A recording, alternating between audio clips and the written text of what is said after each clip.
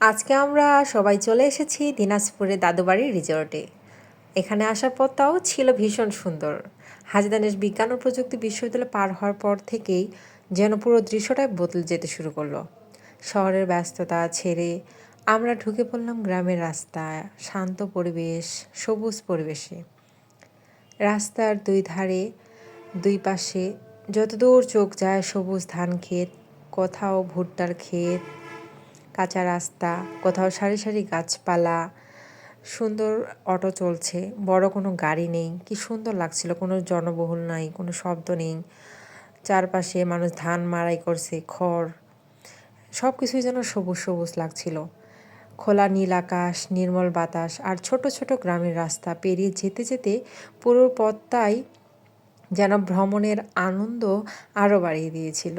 চারপাশের এত সুন্দর প্রাকৃতিক দৃশ্য দেখতে দেখতে কখন যে পথ শেষ হয়ে গেল টেরই পাইনি। আমরা এর আগেও দাদুবাড়িতে এসেছিলাম, এবার আমি দ্বিতীয়বারের মতো আসলাম। একটা বড় আম বাগান, লিচু বাগান বের হয়ে গেলেই অবশেষে পৌঁছে গেলাম দিনাজপুরের দাদুবাড়ির রিসর্টে। আসলে এখানে এসে এতটাই এনজয় করছিলাম যে পুরো রিসর্টটা ভিডিও করার সুযোগই পাইনি। সবসময় ক্যামেরা নিয়ে ব্যস্ত থাকলে জায়গার আসল মজা উপভোগ করা যায় না, তাই অনেক সুন্দর সুন্দর জায়গা ভিডিওতে তুলতে পারিনি। আমরা 5 জন মিলে বাইকে এখানে এসেছিলাম, আর সত্যি বলতে শুরু থেকে পুরো ট্রিপটা ছিল দারুণ উপভোগ্য।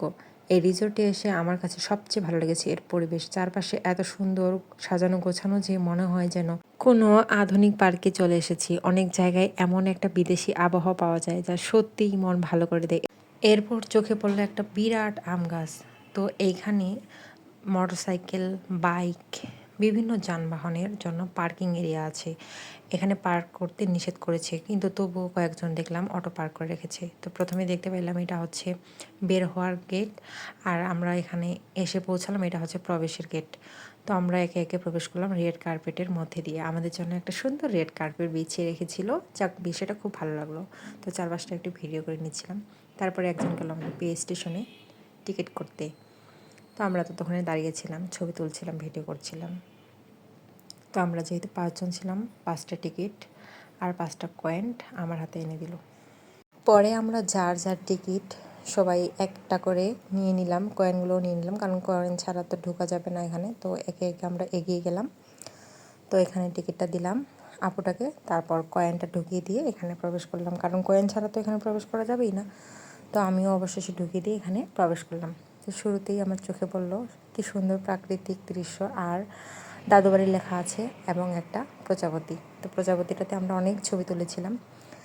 আর এখানে একটি কাচের পুল আছে যেটা একদম বিদেশি ভাইব দেয়, আর চারপাশে সুইমিং, তারপরে লেক, বাচ্চাদের খেলার জন্য অনেক কিছু ব্যবস্থা করে রেখেছিল, ছোট ছোট ব্রিজ, আবার লেক, মানে কি বলবো, এক কথায় অসাধারণ। আর চারপাশটা ছিল সবুজে ঘেরা, যেন গেলে ওখানে মনটা শান্ত হয়ে যাবে।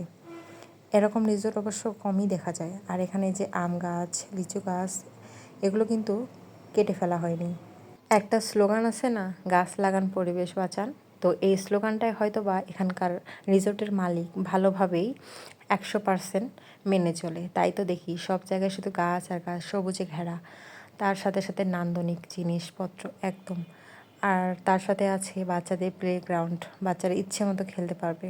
তারপরে আমাদের চোখে পড়লো ডাইনোসর ওয়ার্ল্ড। এখানে বিশাল বড় একটা ডাইনোসর। আমরা অবশ্য এখানে ঢুকি নাই, এখানে টিকিট দিয়ে ঢুকতে হয়। তো আপনারা আসলে অবশ্যই এখানে ঢুকবেন। তো সর্বোপরি বলতে গেলে রিসোর্টটা অনেক ভালোই, মন ভালো করে দেওয়ার মতো। অনেক জায়গা আছে যেখানে সুন্দর সুন্দর ছবি তোলা যায়, আপনার প্রিয় মানুষের ছবি তুলে দিতে পারবেন। তো অবশ্যই আসবেন এখানে। তো আমরা পুরো জায়গাটা ঘুরে ফিরে দেখছিলাম। এখানে রাতে থাকারও ব্যবস্থা আছে রিসোর্ট। তো সামনে এগোতে দেখতে পেলাম একটা সুন্দর বড় মতো পুকুর, এখানেও কী সব করতেছে, ভাসতেছে, এগুলোর নাম আসলে আমার জানা নেই। আর চারপাশে ছোট ছোট লেক দেখতে পেলাম যেখানে মাছ চাষ করতেছে।